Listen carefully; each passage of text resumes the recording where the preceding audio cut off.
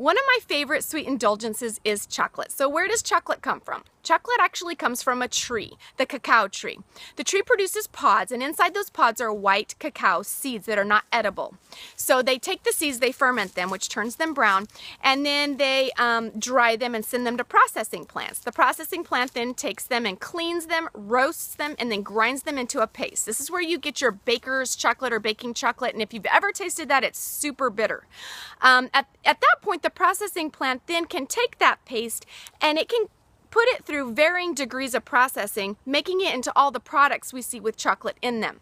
There's something you need to consider is just with any food, the more you remove it from its natural state, the more likely you are losing those health beneficial compounds in them.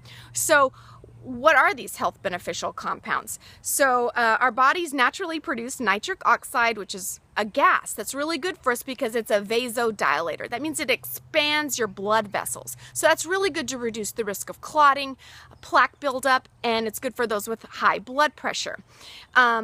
Exercise naturally helps our body produce nitric oxide, and then there's some foods that promote nitric oxide production, and that's your leafy greens, beets, and yep, you guessed it, cacao.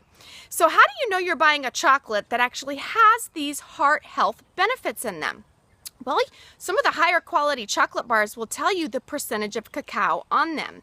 And the higher percentage cacao, you know you're more than likely getting more of those compounds that are health beneficial.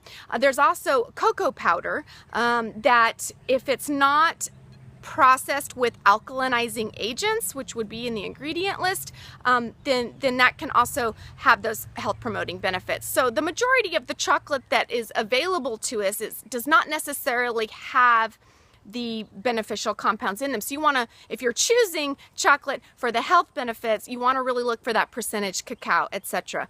But I'm not saying those other chocolates are not good for the soul and put a smile on your face. So whether you're buying chocolate that's good for the soul or chocolate that's good for your heart, now you know the difference.